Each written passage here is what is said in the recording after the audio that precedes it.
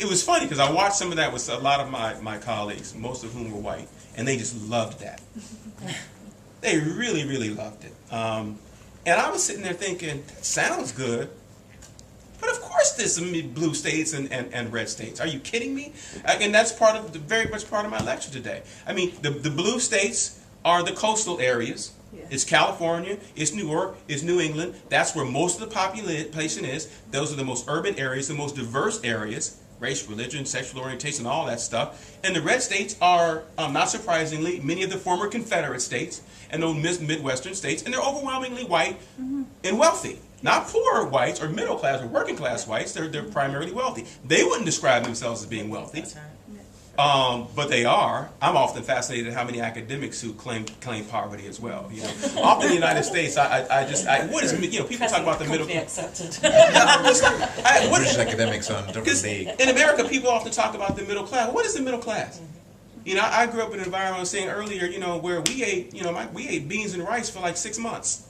We all bathed in the same bath water because it was too, you know, we run one bath and the whole family would bathe in it, right? To most Americans, that's like, what? You know, oftentimes we didn't have telephone service and those type of things, but I have people now who make $250,000 a year or $300,000 a year claiming to be middle class. Well, when I was a kid, you were wealthy. Yeah. You know, so I'm sorry, I didn't mean to go on that little rant, but it just bothers me. It's all good. It's all gravy. Have you got time to take one more question? So we really do need to wrap up. And I know we've got time. We've got one more question at the back. Can we keep it short and sweet, please? It will be fairly short. Thank Bob you. Wallace, former local government officer and pragmatic activist of one sort or another. And husband of Bettina Wallace, most importantly. It's Mr. Bettina. Check, but they'll be transferred. All right. Just a couple of questions, very quick ones, hopefully. I'm conscious that so far we've looked at one individual, a man, head of state. I'm also conscious that one person does not run a country.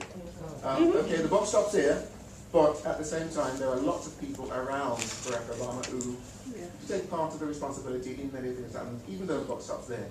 What if you might comment on that? Secondly, I think it's useful to have this kind of debate, and if I'm going to be perfectly honest, I've been enlightened on some things because I don't really understand American politics. I really don't, and there are many things about it that, you know, it just leaves me very cold. I'm getting slightly warm, but after this debate, what do I then do to extend my knowledge? What is the purpose of this debate? What is the expectation of this audience in terms of the subject matter and how they can pursue it, facilitate and assist whatever it is that you seek to achieve? Sure. Go on! That's great. That's a good way to finish, too. I'm sorry. The first part.